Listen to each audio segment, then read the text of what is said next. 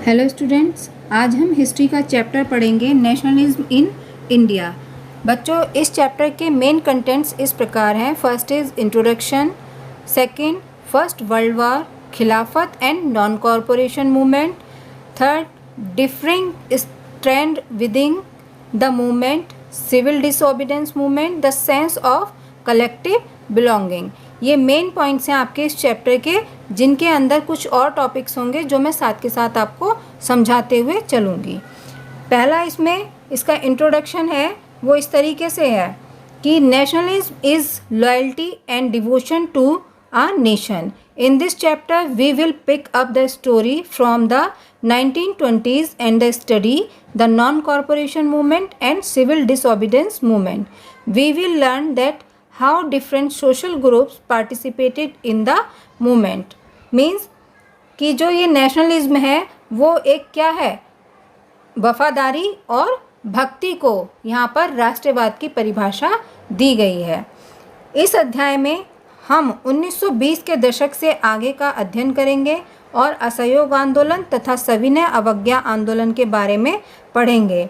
हम यह देखेंगे कि कांग्रेस ने राष्ट्रीय आंदोलन को विकसित करने के लिए किस तरह के प्रयास किए, इस आंदोलन में विभिन्न सामाजिक समूहों ने किस तरह हिस्सा लिया और किस तरह राष्ट्रवाद ने लोगों की कल्पना को नई उड़ान दी।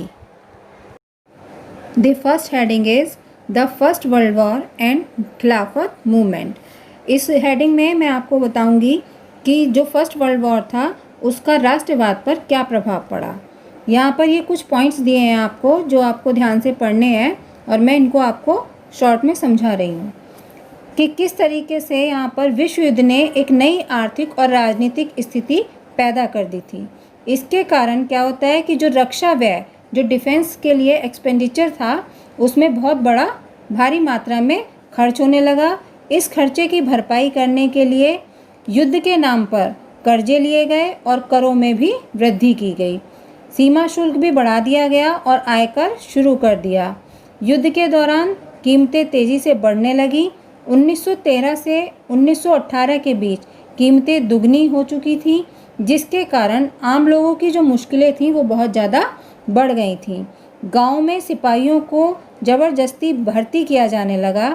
यहाँ पर आपको दिया गया होगा फोर्स्ड रिक्रूटमेंट, एक ब्रैकेट में हेडिंग दी है, जिसका मतलब होता है कि इस प्रक्रिया में अंग्रेज भारत के लोगों को ज़बरदस्ती सेना में भर्ती कर लेते थे, तो वहाँ पर उन्हें भर्ती किया जाने लगा, जिसके कारण ग्रामीण इलाकों में व्यापक गुस्सा आने लगा। 1918 से 1919 और 1920 से 1921 में देश के बहुत सारे हिस्सों में फसलें जो हैं वो ख़राब हो गई, जिसके कारण खाद्य पदार्थों का भारी अभाव पैदा होने लगा। ख़राब क्यों होने लगी? क्योंकि जो किसान थे उनको सेना में भर्ती किया जाने लगा था। उसी समय फ्लू की महामारी फैल गई। 1921 की जनगणना के मुताबिक जो महामारी के कारण 120 से 130 लाख लोग मारे गए। लोगों को उम्मीद थी कि युद्ध खत्म होने के बाद उनकी मुसीबतें कम हो जाएंगी, लेकिन ऐसा नहीं हुआ। Next point is idea of Satyagraha. Satyagraha is an idea by which a fight for true causes or against injustice is fought without any violence. Mahatma Gandhi came back to India in 1915. He introduced this concept his stay in South Africa. He organized several satyagraha in India. Example, Champaran Satyagraha in 1916, Ahmedabad Mill Strike in 1918. ये जो सत्याग्रह का विचार है वो भारत में कैसे आया और इसे कौन लाया, यानी इस विचार को लाने वाले जो थे वो महात्मा गांधी थे। और महात्मा गांधी जनवरी 1915 में भारत लौटे। इससे पहले वे दक्षिण अफ्रीका में थे। उन्होंने एक नए तरह के जन आंदोलन के रास्ते पर चलते हुए वहाँ नस्ल भेदी सरकार से सफलतापूर्वक लोहा लिया था। वहाँ कहाँ? दक्षिण अफ्रीका में। इस पद्धति को वे सत्याग्रह कहते थे। सत्याग्रह के विचार में सत्य की शक्ति पर आग्रह किया जाता है और सत्य की खोज पर जोर दिया जाता है। इसका अर्थ क्या है कि अगर आपका उद्देश्य सच्चा है, यदि आपका संघर्ष अन्याय के खिलाफ है, तो मुकाबला करने के लिए आपको किसी शारीरिक बल की आवश्यकता नहीं होती है। मतलब हम अपने सत्य के जोर पर ही अपनी जीत कर सकते हैं, ये गांधी जी का मानना था। और गांधी जी ने बहुत सारे ऐसे आंदोलन शुरू किए थे जिनमें मुख्य हैं चंपारण सत्याग्रह जो 1916 में हुआ था और अहमदाबाद मिल स्ट्राइक जो 1918 में हुआ था। 1917 में उन्होंने यानी गांधी जी ने गुजरात के खेड़ा जिले के किसानों की मदद के लिए सत्याग्रह का आयोजन किया। फसल खराब हो जाने और प्लेग की महामारी के कारण खेड़ा जिले के किसान लगान चुकाने की हालत में नहीं थे। वे चाहते थे कि लगान वसूली में ढील दी जाए। 1918 में गांधी जी सूती कपड़ा कारखानों के मजदूरों के बीच सत्याग्रह आंदोलन चलाने अहमदाबाद जा पहुँचे। अगली हेडिंग है the Rowlatt act. The Rowlatt Act was passed by the Imperial Legislative Council in 1919. The Indian member did not support the act but it was passed. मतलब है कि ये जो भारतीय सदस्यों के भारी विरोध के बावजूद भी इस कानून को इंपीरियल लेजिस्लेटिव काउंसिल ने बहुत जल्दबाजी में पारित कर दिया था।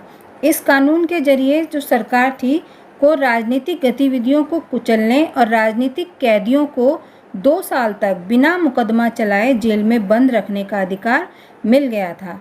मतलब ये जो काउंसिल थी वो किसी भी जो भी कोई पकड़ा जाता था उस पर कोई भी मुकदमा नहीं चलाती थी और 2 साल के लिए उनको कैदी बना करके जेल में रख दिया करती थी। महात्मा गांधी ऐसे अन्यायपूर्ण कानूनों के खिलाफ अहिंसक ढंग से नागरिक अवज्ञा चाहते थे। इसे 6 अप्रैल को एक हड़ताल से शुरू होना था। विभिन्न शहरों में रैली जुलूसों का आयोजन किया गया। रेलवे वर्कशॉप में कामगार हड़ताल पर चले गए, दुकानें बंद हो गईं। इस व्यापक जन उभार से चिंतित तथा रेलवे व टेलीग्राफ जैसी संचार सुविधाओं के भंग हो जाने की आशंका से भयभीत अंग्रेजों ने राष्ट्रवादियों पर दमन शुरू कर दिया। अमृतसर में बहुत सारे स्थानीय नेताओं को हिरासत में ले लिया गया और गांधी जी के दिल्ली में प्रवेश करने पर भी पाबंदी लगा दी गई। 10 अप्रैल को पुलिस ने अमृतसर में एक शांतिपूर्ण जुलूस पर गोली चला दी। इसके बाद लोग बैंकों, डाकखानों और रेलवे स्टेशनों पर हमले करने लगे। मार्शल लॉ लागू कर दिया गया और जनरल डायर ने कमान संभाल ली। 13 अप्रैल को जलियांवाला बाग हत्याकांड हुआ। उस दिन अमृतसर में बहुत सारे गांव वाले सालाना बैसाखी मेले में शामिल होने के लिए जलियांवाला बाग मैदान में जमा हुए थे। काफ़ी लोग तो सरकार द्वारा लागू किए गए दमनकारी कानून का विरोध प्रकट करने के लिए एकत्रित हुए थे। यह मैदान चारों तरफ से बंद था।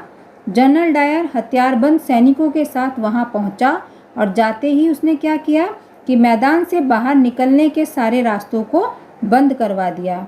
इसके बाद उसके सिपाहियों ने भीड़ पर अंधाधुंध गोलियां चला दी। सैकड़ों लोग मारे गए। हिंसा फैलते देख महात्मा गांधी ने आंदोलन वापस ले लिया। सितंबर 1920 में कांग्रेस के कलकत्ता अधिवेशन में महात्मा गांधी ने भी दूसरे नेताओं को इस बात पर राजी कर लिया कि खिलाफत आंदोलन के समर्थन और स्वराज के लिए एक असहयोग आंदोलन शुरू किया जाना चाहिए। बच्चों, इसके आगे का मैं आपको नेक्स्ट वीडियो में समझाऊंगी।